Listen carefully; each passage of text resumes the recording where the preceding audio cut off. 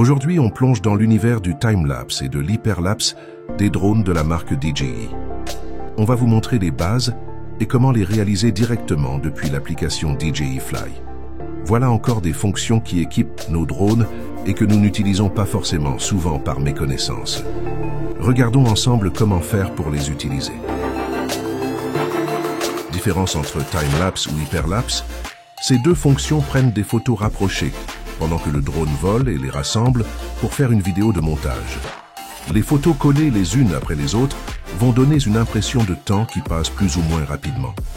La différence qu'il y a entre le time-lapse et l'hyperlapse, c'est qu'on rajoute un mouvement de la caméra pendant le vol.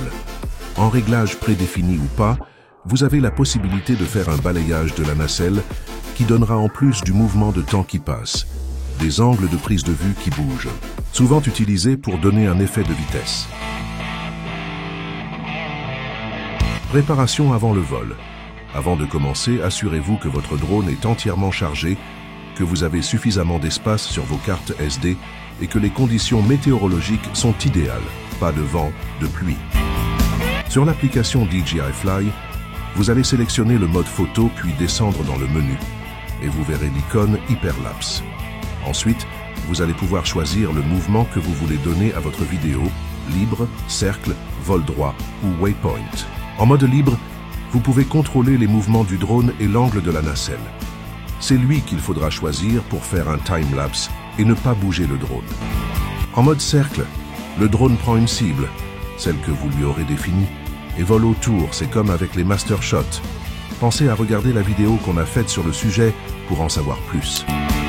Course lock. En mode course lock, une fois l'orientation du drone verrouillée, il volera dans la direction lentement. C'est idéal pour que le drone ne bouge pas et avance lentement vers un point fixe.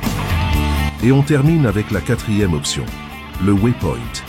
En mode waypoint, le drone prend automatiquement des photos sur une trajectoire de vol prédéfinie.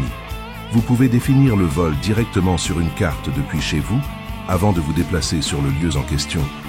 On vous renvoie vers l'article que l'on a fait sur le sujet sur notre site, et on vous met le lien dans la description de cette vidéo.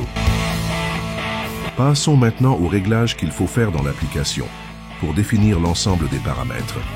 Premièrement, réglez le temps d'intervalle des prises de vue, entre 2 secondes et jusqu'à 15 secondes.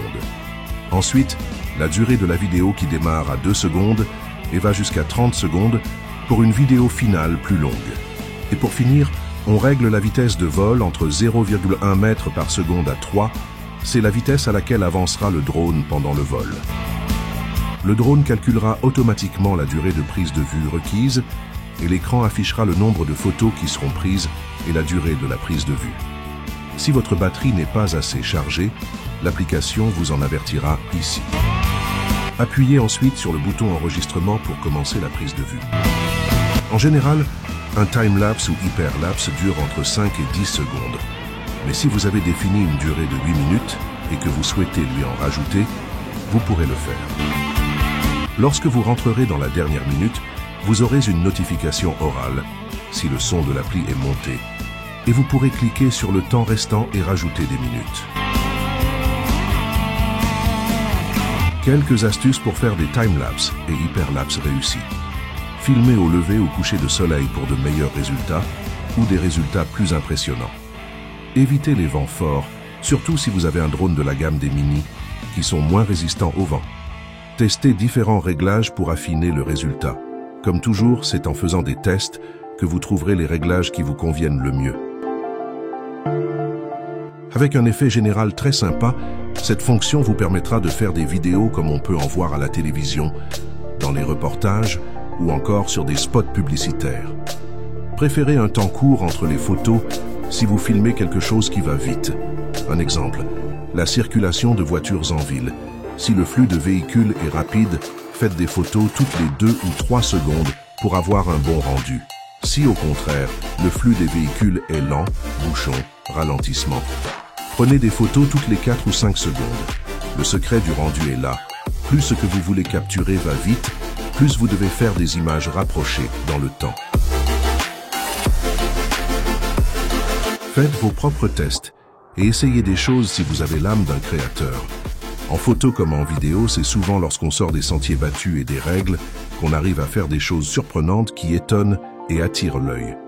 En espérant que cette vidéo vous soit utile, dites-nous-le dans les commentaires et pensez à vous abonner car ça nous aide beaucoup pour faire développer la chaîne.